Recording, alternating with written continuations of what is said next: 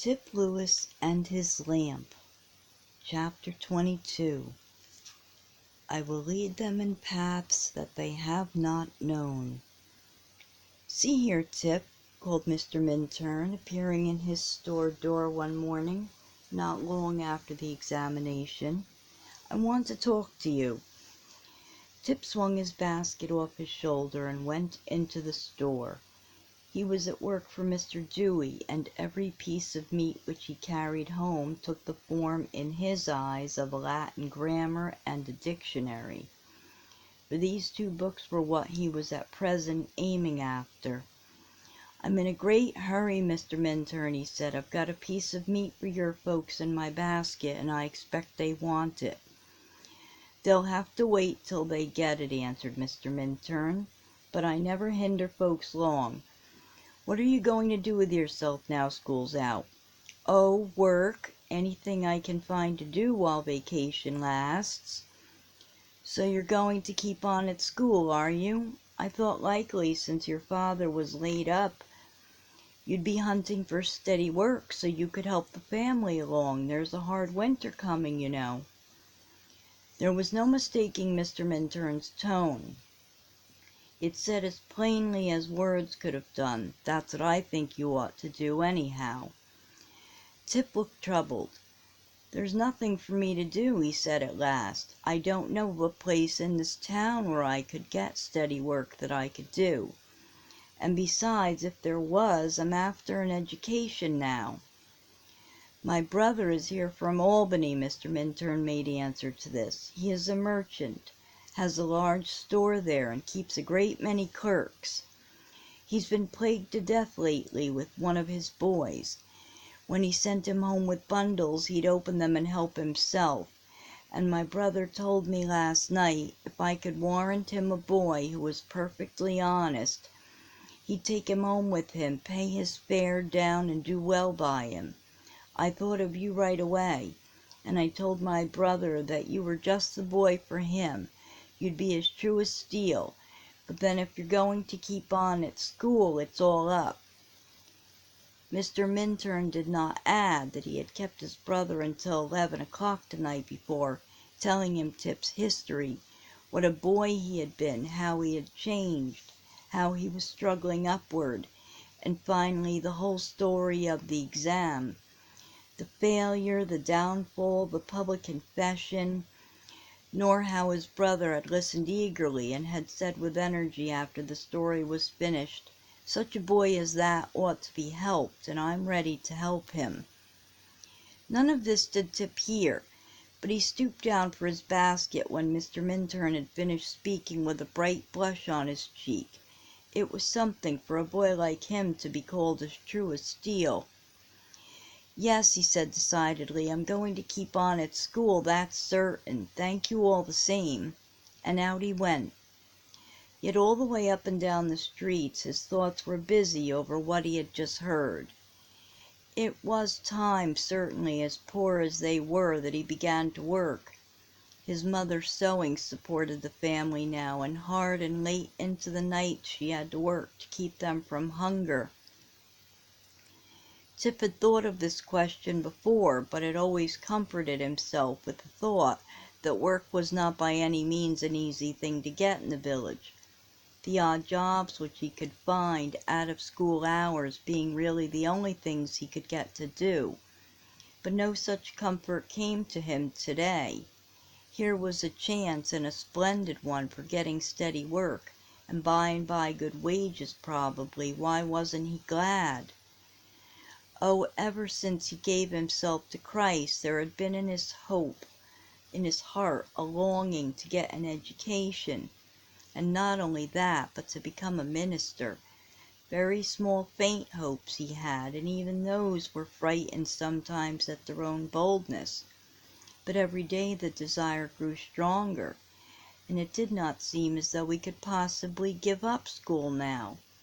It was out of the question, he told himself, just as he was beginning to enjoy his books so much and was doing so well. Mr. Burroughs would be disappointed in him. He had encouraged him to study. No, it couldn't be done. He would consider the matter settled. And yet there was his mother working day and night, and he, her only son, not helping. There was his father growing weaker every day, coughing harder every night. Long ago they had given up the hope that the cough would ever leave him.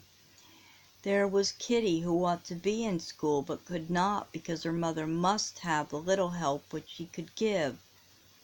Tip was half distracted with thinking about it. He felt provoked at Mr. Minturn, and Mr. Minturn's brother, and the store in Albany, and the boy who helped himself out of other people's bundles. They were all trying to cheat him out of his education. A dozen times he said it was settled, and as many times began at the beginning to think it all over again. He went home finally after the meat was carried around, but this didn't help him any. Home hadn't gone back to its old state of dirt and disorder. Kitty's first attempt had been too successful, and she had liked the look of things too well to give up, so there was a great change for the better in the housekeeping, which both Kitty and her mother enjoyed. Still, there was no denying that though clean, it was a very forlorn little room, with very few things for comfort or convenience. Tip had never seen this with such wide open eyes as he did today, so coming home did not quiet the vexing thoughts. He split wood and pumped water without whistling a note, growing more sober every minute. At last, after supper, when the work was all done that he could do, he drew a sigh of relief. It was so nice to have time for thought. He could go up to his attic, and he would not come down, no, not if it wasn't in 3 days, until this thing was decided finally and forever. Kitty sewed steadily on the seam which her mother had fixed for her, and wondered why Tip didn't come down and hear her lesson, which had been ready for him this hour. It was another hour before he came. Then his mother said, "Tip, if you've a cent in the world, do take it and go and get your father some of that cough candy. I do believe he hasn't stopped coughing since supper." Tip took his hat and started for the store. As he went, he whistled a little. The cough candy was found at a store away uptown, and getting a paper of it, Tip dashed on around the corner and opened Mr. Minturn's store door. When is your brother going home?" he asked, without ceremony, seeing Mr. Minturn behind the counter. "Next Monday."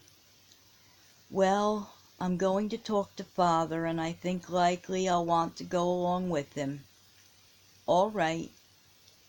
So Tip slammed to the door and ran away, and Mr. Minturn never knew what a downfall that decision had been to the boy's dear hopes and plans. It was all settled in the course of a day or two. Mr. Minturn from Albany was very kind. Tip was to have wages that seemed a small fortune to him, and enough had been advanced to get him a new suit of clothes which his mother made. One would have supposed that the future would look bright to him, yet it was with a very sad heart that he took his seat in prayer meeting that Thursday evening, the last time he expected to be in that room for he didn't know how long. He had a feeling that he ought to be very glad and thankful, and wasn't at all. Through the opening hymns and prayers, his heart kept growing heavier every moment, and it was not until Mr. Holbrook arose and repeated the text which he had chosen for the evening that Tip could arouse himself to listen. It was a queer text, so he thought. Who shall roll away the stone? What could Mr. Holbrook be going to say on that? He found out, and had reason to remember it for ever after. As he went out from that meeting, his thoughts, had he spoken them, would have been like these: "That's true. I don't believe any man but Mr. Holbrook would ever have thought of it. They worried at a great rate about that stone, how they would get it rolled away, and when they got there it was gone. I'll remember that. I'll do just as he said." When I see a stone ahead of me, I won't stop and fret about it. I'll walk straight up to it, and when I get there, maybe it will roll out of my way. End of chapter 22.